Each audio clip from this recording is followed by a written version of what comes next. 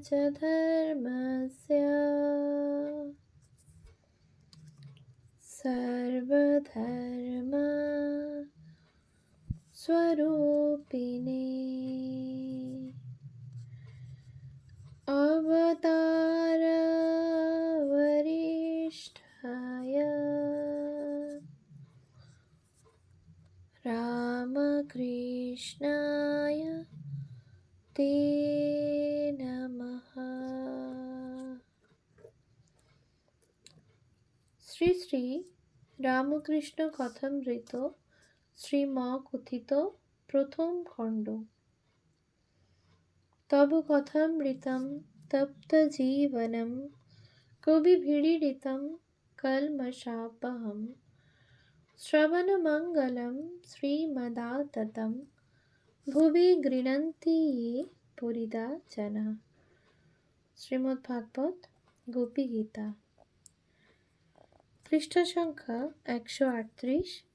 বেলঘরে গ্রামে গোবিন্দ মুখোপাধ্যায়ের বাটিতে শ্রী রামকৃষ্ণ নরেন্দ্র প্রভৃতি ভক্ত সঙ্গে কীর্তন আনন্দে। প্রথম পরিচ্ছেদ। শ্রী রামকৃষ্ণ বেলঘরে শ্রীযুক্ত গোবিন্দ মুখুজ্জের বাটিতে শুভাগমন করিয়াছেন। আজ রবিবার 7ই ফাল্গুন 18ই ফেব্রুয়ারি 1883 খ্রিস্টাব্দ, মাঘ শুক্লা দ্বাদশী, পুষ্যা নক্ষত্র। নরেন্দ্রনাথ রাম প্রভৃতি ভক্তেরা আসিয়াছেন।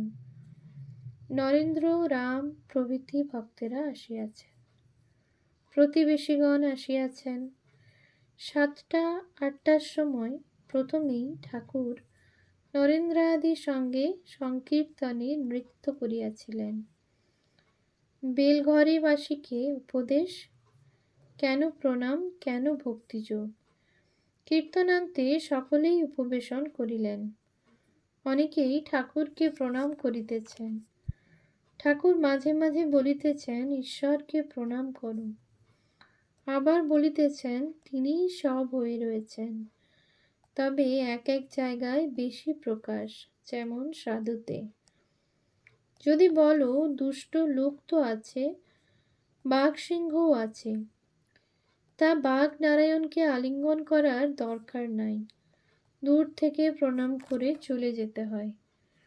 আবার দেখো জল, কোনো জল খাওয়া যায়, কোনো জলে পূজা করা যায়, কোনো জলে নাওয়া যায়, আবার কোনো জলে কেবল আচান শোচান হয়। প্রতিবেশী: আজ্ঞা, বেদান্ত মত কিরূপ? শ্রী রামকৃষ্ণ: বেদান্তবাদীরা বলে সোহম, ব্রহ্ম সত্য, জগৎ মিথ্যা, আমিও মিথ্যা, কেবল সেই পরব্রহ্মই আছেন।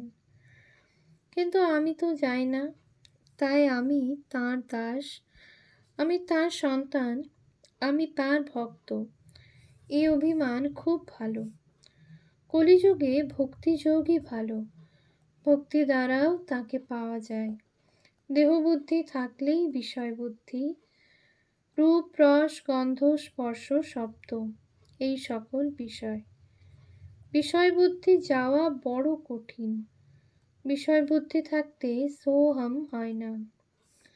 অব্যক্তা হি গতির দুঃখম দেহবদ্ভিরব্যপ্যতে। গীতা 12/5। ত্যাগীদের বিষয় বুদ্ধি কম। সংসারীরা সর্বদাই বিষয় চিন্তা নিয়ে থাকে, তাই সংসারীর পক্ষে দাসোহম। বেলঘরে বাসী ও পাপবাদ। প্রতিবেশী: আমরা পাপী, আমাদের কি হবে? শ্রী রামকৃষ্ণ: তার নাম ও গুণকীর্তন করলে দেহের সব পাপ পালিয়ে যায়। দেহ বৃক্ষে পাপ পাখি, তার নাম কীর্তন যেন হাততালি দেওয়া। হাততালি দিলে যেমন বৃক্ষের উপরের পাখি সব পালায়, তেমনি সব পাপ তার নাম গুণকীর্তনে চলে যায়। মামেকং শরণং ব্রজ, অহং ত্বাং সর্ব পাপেভ্যো মোক্ষয়িষ্যামি। গীতা 18/66। আবার দেখো মেঠো পুকুরের জল সূর্যের তাপে আপনা আপনি শুকিয়ে যায়, তেমনি তার নাম গুণকীর্তনে পাপ পুষ্করিণীর জল আপনা আপনি শুকিয়ে যায়। রোজ অভ্যাস করতে হয়। সার্কাসে দেখে এলাম ঘোড়া দৌড়চ্ছে, তার উপর বিবি এক পায়ে দাঁড়িয়ে রয়েছে। কত অভ্যাসে ওইটি হয়েছে।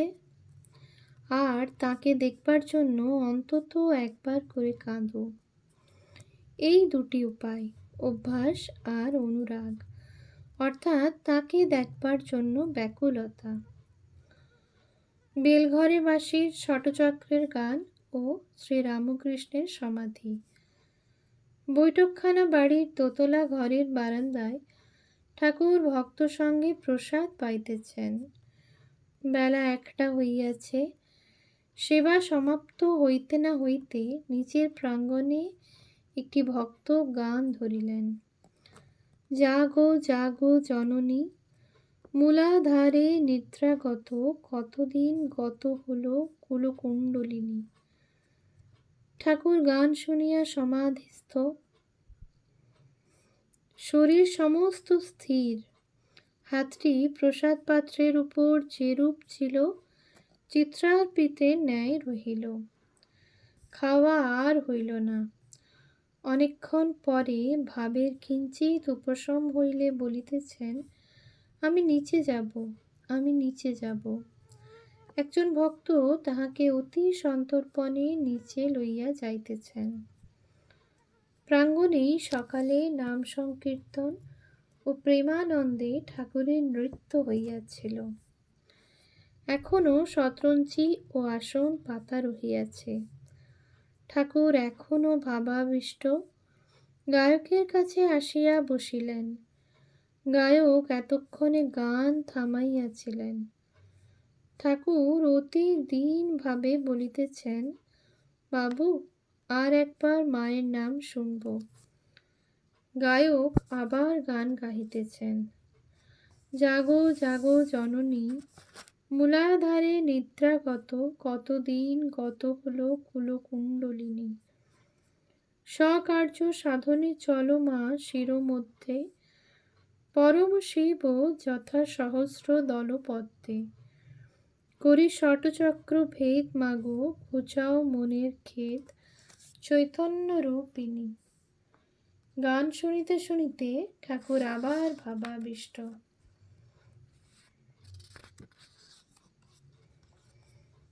শ্রীরামকৃষ্ণ ভক্ত সঙ্গে দক্ষিণেশ্বর মন্দিরে ও বলরাম মন্দিরে। প্রথম পরিচ্ছেদ। ঠাকুর শ্রীরামকৃষ্ণ দক্ষিণেশ্বর মন্দিরে রাখাল রাম, নিত্যগোপাল চৌধুরী প্রভৃতি ভক্ত সঙ্গে। নির্জনে সাধন, ফিলোসফি, ঈশ্বর দর্শন। ঠাকুর শ্রীরামকৃষ্ণ সেই পূর্ব পরিচিত ঘরে মধ্যাহ্নে সেবার পর ভক্ত সঙ্গে বসিয়া আছেন। আজ 25শে ফেব্রুয়ারি 1883 খ্রিস্টাব্দ, রবিবার, 14ই ফাল্গুন, কৃষ্ণা তৃতীয়া। রাখাল, হরিশ, লাটু, হাজরা আজকাল ঠাকুরের পদছায়ায় সর্বদা বাস করিতেছেন। কলিকাতা হইতে রাম, কেদার, নিত্যগোপাল, মাস্টার প্রভৃতি ভক্তেরা আসিয়াছেন। আর চৌধুরী আসিয়াছেন। চৌধুরীর সম্প্রতি পত্নী বিয়োগ হইয়াছে।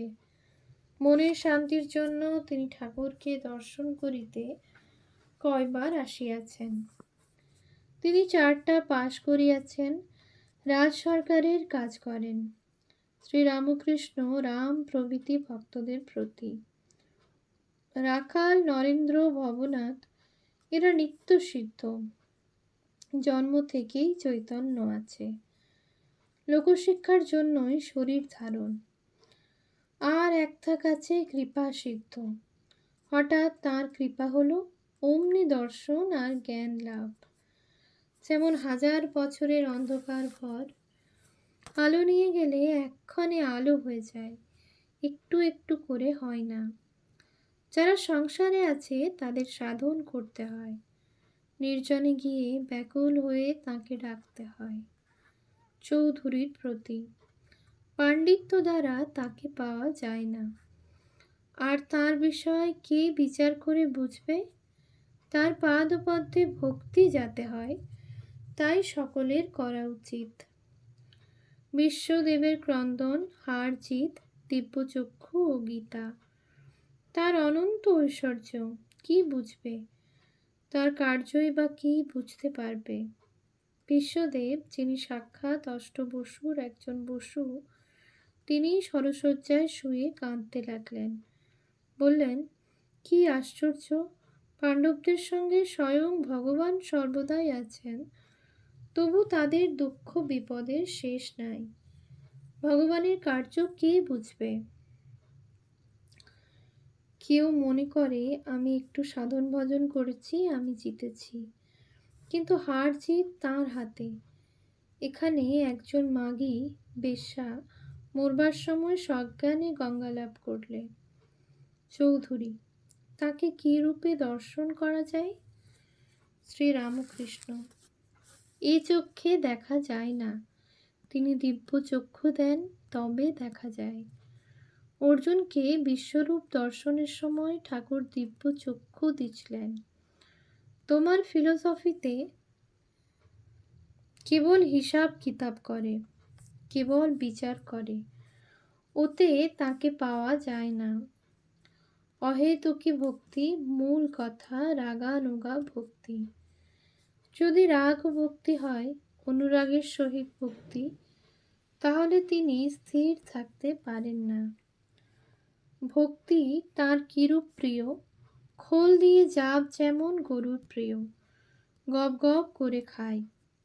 রাগ ভক্তি, শুদ্ধা ভক্তি, অহেতুকী ভক্তি, যেমন প্রহ্লাদের। তুমি বড়লোকের কাছে কিছু চাও না, কিন্তু রোজ আসো, তাকে দেখতে ভালোবাসো। জিজ্ঞাসা করলে বলো, আজ্ঞা দরকার কিছু নাই, আপনাকে দেখতে এসেছি। এর নাম অহেতুকী ভক্তি। তুমি ঈশ্বরের কাছে কিছু চাও না, কেবল ভালোবাসো। এই বলিয়া ঠাকুর গান গাইতেছেন, আমি মুক্তি দিতে কাতর নই, শুদ্ধা ভক্তি দিতে কাতর হই। আমার ভক্তি যেবা পায়, তারে কেবা পায়, সে যে সেবা পায় হয়ে ত্রিলোকজয়ী। শুনো চন্দ্রাবলী, ভক্তির কথা কই, মুক্তি মিলে কবু ভক্তি মিলে কই। ভক্তির কারণে পাতাল ভবনে, বলির দ্বারে আমি দ্বারী হয়ে রই। শুদ্ধা ভক্তি এক আছে বৃন্দাবনে, গোপ গোপী বিনে অন্যে নাহি জানে। ভক্তির কারণে নন্দের ভবনে, পিতা জ্ঞানে নন্দের বাধা মাথায় বই। মূল কথা ঈশ্বরের রাগানুগা ভক্তি আর বিবেক বৈরাগ্য। চৌধুরী, মহাশয়, গুরু না হলে কি হবে না? শ্রীরামকৃষ্ণ, সচ্চিদানন্দই গুরু। সব সাধন করে ইষ্ট দর্শনের সময় গুরু সামনে এসে পড়েন আর বলেন, ওই দেখ তোর ইষ্ট। তারপর গুরু ইষ্টে লীন হয়ে যান। যিনি গুরু তিনি ইষ্ট, গুরু খেয়েই ধরে দেন। অনন্ত ব্রত করে, কিন্তু পূজা করে বিষ্ণুকে। তারই মধ্যে ঈশ্বরের অনন্ত রূপ। শ্রীরামকৃষ্ণের সর্বধর্ম সমন্বয়, রাম আদি ভক্তদের প্রতি। যদি বলো কোন মূর্তির চিন্তা করব, যে মূর্তি ভালো লাগে তারই ধ্যান করবে, কিন্তু জানবে যে সবই এক, কারো উপর বিদ্বেষ করতে নাই। শিব, কালী, হরি সবই একেরই ভিন্ন ভিন্ন রূপ। যে এক করেছে সেই ধন্য। বহি শৈব হৃদে কালী, মুখে হরি বল। একটু কাম ক্রোধাদি না থাকলে শরীর থাকে না, তাই তোমরা কেবল কমাবার চেষ্টা করবে। ঠাকুর কেদারকে দেখিয়া বলিতেছেন, ইনি বেশ নিত্যও মানেন, লীলাও মানেন, একদিকে ব্রহ্ম, আবার দেবলীলা, মানুষ লীলা পর্যন্ত। কেদার বলেন যে ঠাকুর মানুষ দেহ লইয়া অবতীর্ণ হইয়াছেন। সন্ন্যাসী ও কামিনী ভক্তা স্ত্রীলোক।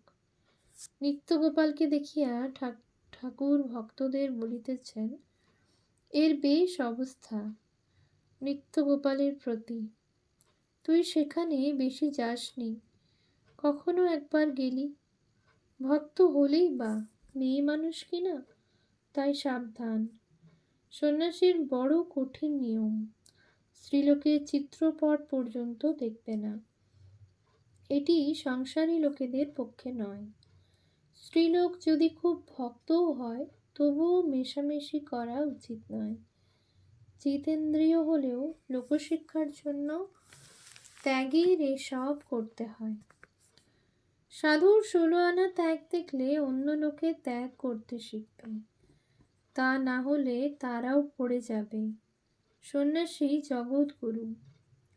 এইবার ঠাকুর ও ভক্তেরা উঠিয়া বেড়াইতেছেন। মাস্টার প্রহ্লাদের ছবির সম্মুখে দাঁড়াইয়া ছবি দেখিতেছেন। প্রহ্লাদের অহেতুকী ভক্তি। ঠাকুর বলিয়াছেন, ওম শান্তি শান্তি শান্তি। হরি ওম তৎসৎ। শ্রীরামকৃষ্ণ